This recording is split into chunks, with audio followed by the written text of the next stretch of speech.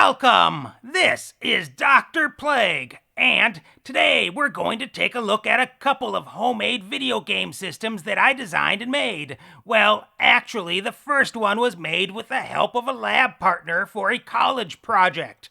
But the second one I designed on my own as a second generation of the first one. By the end of part 2, we're gonna try powering one of these up to see if we can get it to work again.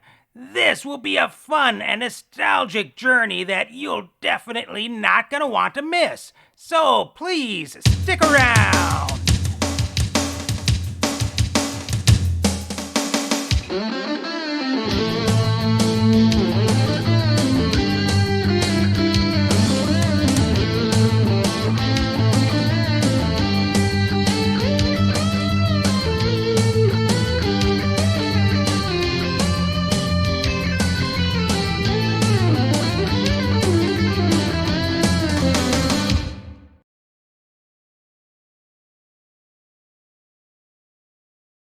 So, in this video series, we're going to show you these video game systems and give a basic explanation along with showing any documentation I have on them.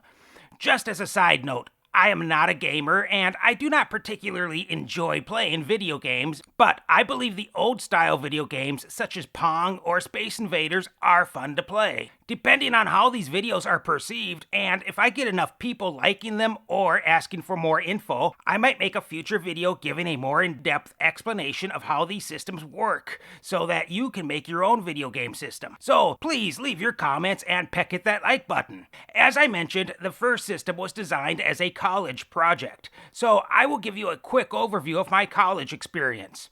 I have several degrees under my belt, and when I graduated from high school, I was actually playing guitar in a few bands for a while before going to college. The first time I went to college, I went to a music college for their professional guitar performance program. I knew this wasn't a good career choice for me, so I decided to go back to college to become an electronic repair technician. It was during this degree that we made the first game system. After that, I went back to college for computer programming and then to another college for a pre-engineering degree before ending up at the University of Minnesota for engineering. So I have spent a good portion of my life in academia, and I enjoyed it. Now that we got that out of the way, let's get back to the first game system.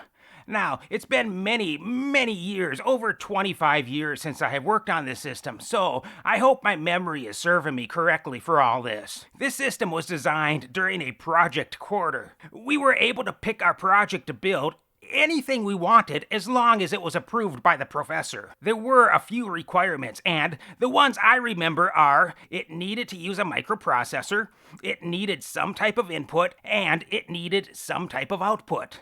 We were given processor boards to use for our projects. I believe they were 6502 processors. I didn't want to use that, so I asked the professor if I could design in an Intel 8088 processor. You know, the original processor used in the IBM PC 5150. He said that would be rather ambitious since we were given a fully functioning board to use, and now we would have to design new processor circuitry from scratch. But he approved it. For the output, I believe most of the groups in the class just used LEDs, 7-segment LEDs, or something simple like that. We decided we wanted to send our output to a TV. The professor was reluctant and told us that a project of this magnitude would probably require more than 1 quarter to design, but after a little thought, he told us to knock ourselves out. So the journey began. And I must say that this project quarter was one of the best times of my life. I had a blast, and many times I stayed late after class to work on the project, not because I had to, but because I was having so much fun. I remember the professor would leave before me and told me I could stay as long as I like, and just make sure I lock the door when I'm finished. Those were the days. So, why don't we take a look at the documentation for this system? This was a project report that we handed in. By the way, in case you're wondering, we did get an A on this project, or at least I did. I'm sure my partner did also. So, this was called the Blastoflex video game subsystem from the spring of 1995. This is the contents. About the system, schematics, programs, flowcharts, journal, and conclusion. About the system. The motherboard and memory board. You know, today the politically correct way of saying motherboard is to call it a system board. But back in those days, we just referred to them as a motherboard. The BlastoFlex video game subsystem is based around an Intel 8088 microprocessor running at an incredible 5 megahertz. Wow, 5 megahertz! That's not very fast, considering the original IBM PC ran at 4.77 megahertz. But when you're writing a report, you need to add some embellishments, I guess. It has 16 kilobytes of RAM on board and 24 kilobytes of ROM containing a built-in game and startup program. Not much memory, but we thought it was great at the time. The video board. It is equipped with a composite color television output signal for displaying up to 290 by 290 pixels and up to 8 color graphics on any color television set. The video board has 8 kilobytes of onboard RAM. The output signal will run a scan 60 times per second in all modes. If I recall correctly, we used the Motorola MC6847 for the graphics generator. And if we look at the datasheet, it looks like the resolution goes up to 256 by 192. So, not sure where we got the 290 by 290 from. That must be a typo. Next is the input. The BlastoFlex uses 2 standard Atari joysticks for playing games. The Atari joysticks were chosen because of their comfort and ease of control. You know, I must agree, those joysticks were some of my favorites. The games. The BlastoFlex is not an ordinary video game subsystem because it had Blasto-Pong, a takeoff of Pong, built right in. Wow, Blasto-Pong, are you kidding me? That's high tech. There will be several game cartridges that contain old-style Atari games and possibly some new games never seen previously. Most of the games will be in a 64 by 64 pixel 4-color graphics format and will contain more than one version on the cartridge. 64 by 64 with only 4 colors? Wow, what more can I say? That's about as bad as Atari Combat, but that was a fun game. The next section is the schematics. We had a schematic of the motherboard. Wow, check out how small that is. I don't think I could make this out even with a magnifying glass. So, this schematic is useless. Let's see what's next. The memory board. Looks like maybe 5 memory chips. Again, too small to read anything. The next schematic is the composite video board. It looks like a video IC, the MC6847, and that 8K of video memory mentioned in the previous section. Also, we used an NTE855 color TV modulator chip for that circuit. Next, we have the joystick input board. Wow, that's a lot of circuitry for some simple joysticks. Not sure why all that was needed, but of course we were students and didn't know any better. There were 4 boards mentioned, but I only see 3 boards here. Look how we put this thing together. At least we used standoffs. Let's take this thing apart for a better view. So, the main board has the 8088 processor right there, and next to it is an 8284 clock generator chip with a 5 megahertz crystal. The rest just looks like 74 series logic chips to glue everything together. There is also a reset switch hanging off this board. You can see we have some jumper wires soldered on and some traces were cut. This is actually very common for engineers to do to prototype boards. There were obviously some mistakes discovered, and instead of making a new circuit board, we just modified it to our needs. You can certainly tell that we were amateurs, and the routing of the traces leave a lot to be desired. The next board looks like the memory board. With the exception of a couple 74 series logic chips, it looks like we have 1 SRAM chip and 4 EPROMs. And the last board looks like the board that interfaces to the TV. The graphics generator is not even on there, so this system isn't even complete. We can't power this up even if we wanted to. It looks like there's a lot missing. I'm not sure if we are just missing a board or two, but my guess is that we didn't have time to make the other board or boards. So that circuitry was probably still on a breadboard, which is now missing. I don't even see where we could bring power in. Not to mention, where does the cartridge plug in? We made a cartridge, and I remember we bought a connector to plug it into, but, I don't know. We etched these boards ourselves in the classroom, and here are a couple negatives we first used for the cartridge. We used a computer program called PADS for routing, and for some reason we had problems routing this board, so we decided to route it by hand, literally. After the professor saw the hand-drawn traces, he asked us to try again to route it in PADS, and obviously we got it to work that time, and here are the final negatives. The cartridge simply consisted of an EPROM chip to hold a program for the game system to execute. Notice that these EPROM chips had a window on them. This was for using ultraviolet light to erase the contents.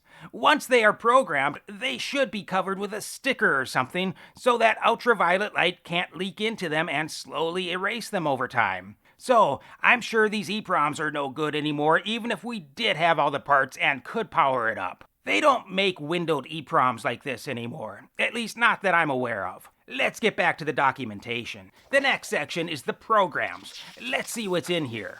Oh, that's useful. A vector table. Looks like hexadecimal, although there's nothing indicating that. The first program looks like a software interrupt to print a character. It's interrupt B, and I would assume that is hexadecimal. There's no A. We just start at B. I guess we'll find out if it is hexadecimal if interrupt F is followed by 1, 0, or G. All the code was written in assembly language. Although there's no mention of it, it looks like ES needs to point to video memory. Okay. Interrupt C is to print a string. Then we have a clear screen interrupt for alphanumeric mode. The next interrupt is a get screen mode, although this looks like it sets the screen mode, so I'm not sure what's going on there. Next, we have a plot dot interrupt. I guess we called them dots and not pixels. Hey, take a look. As you can see, the MC6847 datasheet actually called them dots. Fantastic! Wow, that's a lot of code to plot one dot. At least we have a good amount of comments in there. Now, the moment of truth. Will the next interrupt be 1, 0 or G? It's 1, 0, so it is hexadecimal. And this clears the 64 by 64 graphics screen. And we have some flowcharts. This just looks like a bunch of flowcharts for the interrupts. The next section is the journal. And we'll just skip this section since it is just a daily progress journal over a course of 10 weeks. We just explained what we did each day. Finally, we have the conclusion. Let's see what this says.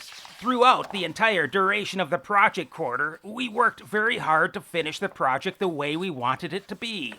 At the start, neither of us had a very good background in the design of an 8088 microprocessor or how it worked. Really? We were trying to design a microprocessor? I thought this was supposed to be a game system.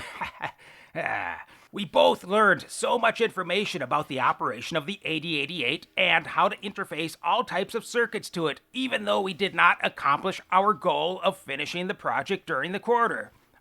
So we didn't finish it. That explains the missing parts. We plan on completing the Blastoflex sometime this summer, just for fun, and also to gain some more knowledge of the 8088. Obviously, we didn't finish it. We had some rough times with the EPROMs that were available in the classroom.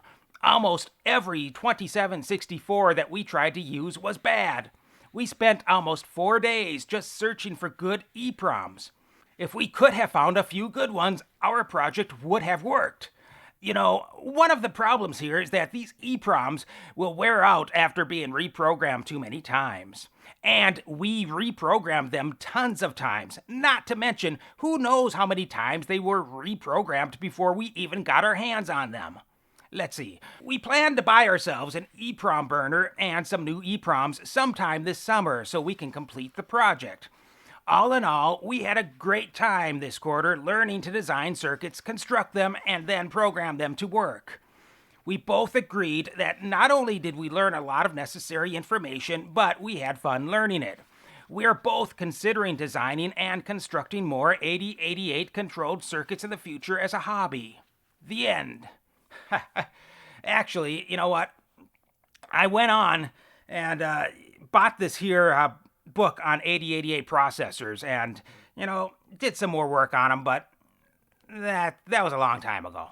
So, even though we will not be able to power this beast up to show you how it works, I do have the second generation of the Blastoflex. And in part 2, we're going to take a look at it and see what happens when we try connecting it to a TV and powering it up. I have no clue what we're going to find out, but this contraption is very old, probably about 20 years old, so we may run into some problems. Please join us for part 2 and discover the exciting conclusion to whether or not we can get one of these systems to actually work. Please leave any comments below. So, if you like this video, be sure to peck at that like button, and don't forget to subscribe and peck at that notification bell to be notified of all my new videos as they become available. Thank you, and we'll see you next time, right here on Dr. Play.